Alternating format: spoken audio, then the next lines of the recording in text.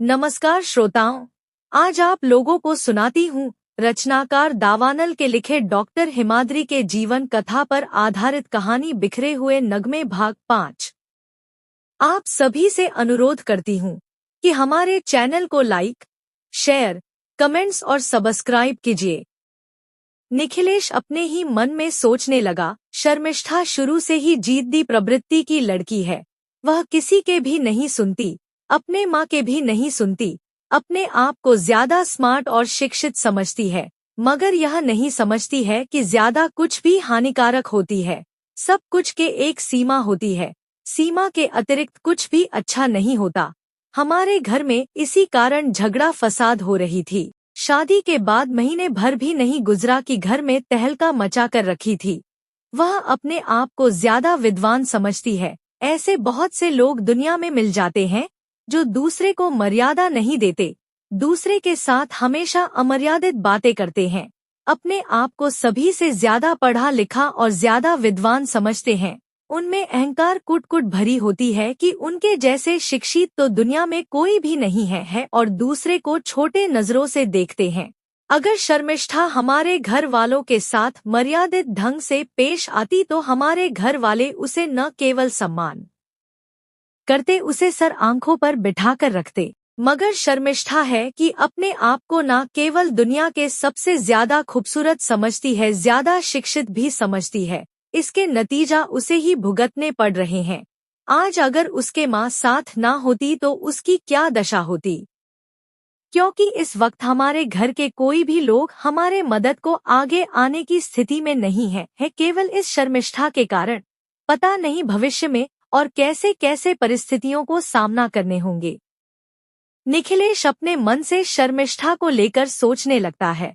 उसे एक बार फिर से पुराने दिनों की याद आता है। एक रोज निखिलेश अपना ड्यूटी करने के पश्चात अस्पताल से निकलकर बस डिपो में जाकर बस पकड़ने की कोशिश में बस में चढ़ने लगा। तब एक खूबसूरत सी लड़की आंखों में एक बड़ी सी गुलाबी रंग की गगल्स चढ़ाकर जोर कम से चलकर आ गई और झटपट बस में चढ़ने की कोशिश करती है। तब निखिलेश के साथ जोर का धक्का लगती है।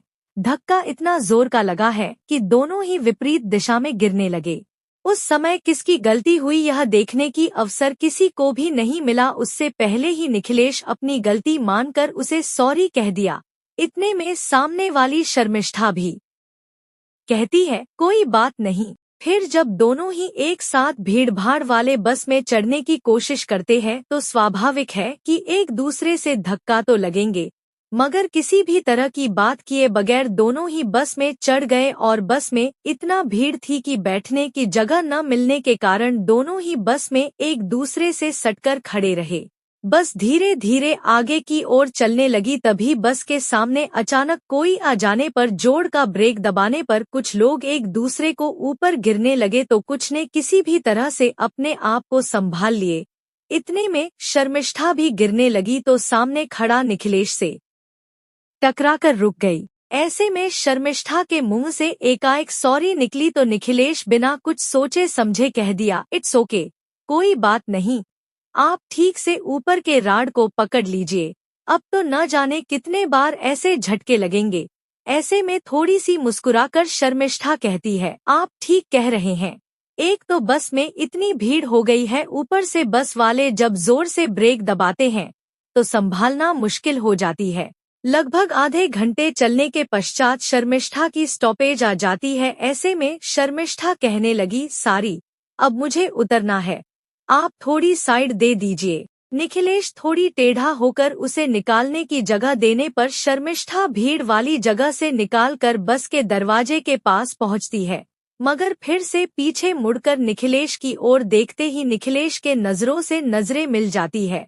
निखिलेश को पता है कि शर्मिष्ठा पीछे मुड़कर उसे देख रही है, मगर शर्मिष्ठा के आंखों पर गुलाबी रंग की गगल्स चढ़ी हुई होने के कारण उसकी आंखें दूर से दिखाई नहीं देती, लेकिन बार बार पीछे की ओर देखने के कारण अनायास ही निखिलेश को पता चल जाता है कि शर्मिष्ठा निखिलेश की ओर देख रही है। तभी बस रुकने पर शर्मिष्ठा बस से उतरकर अपने घर की ओर चली गई।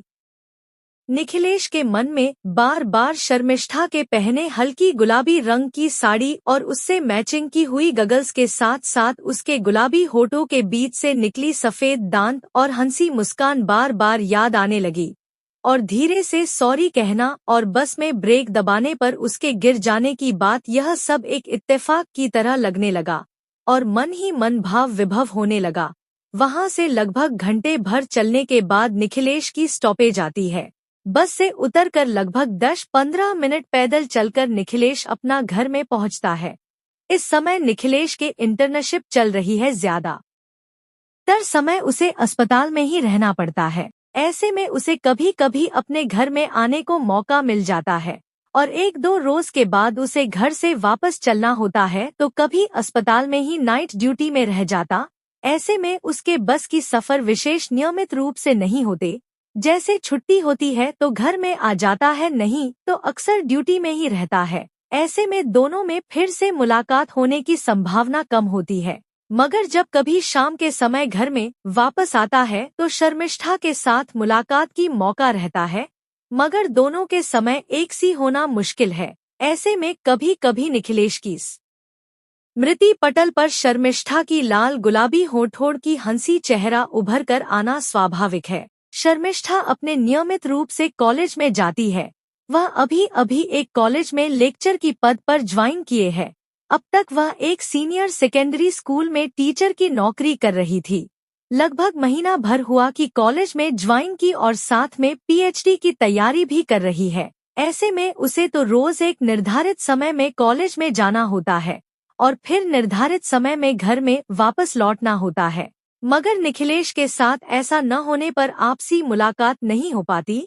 शर्मिष्ठा के मन में निखिलेश को लेकर उत्सुकता जागती है, मगर वह चाहकर भी निखिलेश से मुलाकात नहीं कर सकती, क्योंकि दोनों में ऐसी किसी भी तरह की बात भी नहीं हुई है कि जिससे आपसी मुलाकात की कोई रास्ता तय हो सके।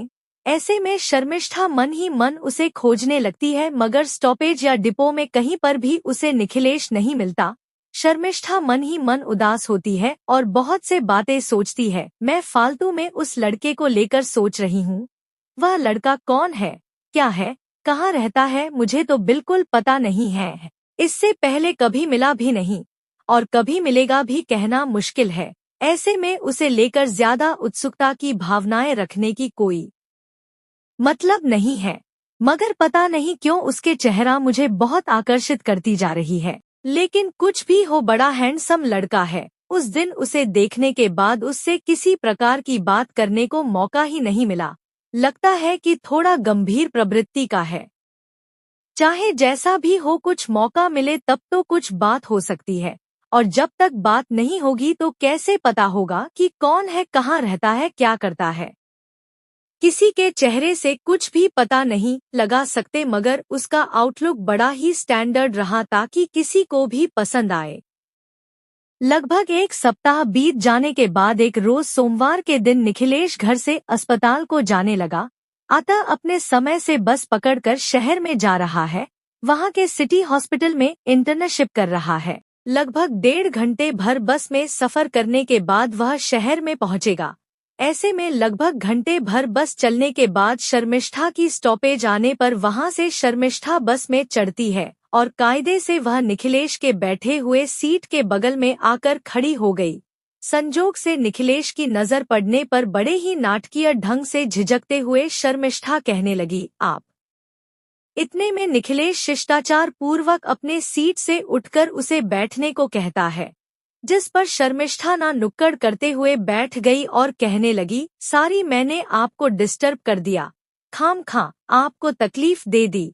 धीरे से जवाब देते हुए निखिलेश कहता है, इट्स ओके, कोई बात नहीं, मैं तो काफी देर से बैठ कर आ रहा हूँ। शर्मिष्ठा न केवल बहुत नटखट सी है, बहुत चालाक भी है। अतः इस बहाने निखिलेश के बारे में पता करने की फिराक में है।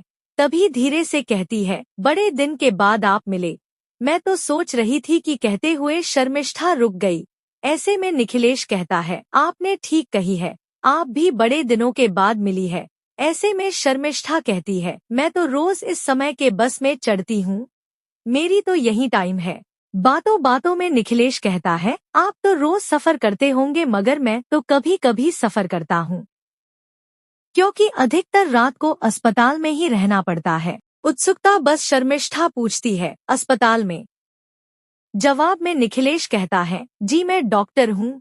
ऐसे में नाइट ड्यूटी होती है तो अस्पताल में रहना पड़ता है। जब कभी छुट्टी होती है घर में चला आता हूँ। इस कारण बस में सफर कम होती है। बातों बातों में निखिलेश भी पूछ लेता है, बाय दी बाय आप क्या करती है? जवाब में शर्मिष्ठा कहती है, मैं डॉक्टर शर्मिष्ठा हूँ। समाप्त। कहानी के अगले भाग के लिए हमारे साथ बने रहिए।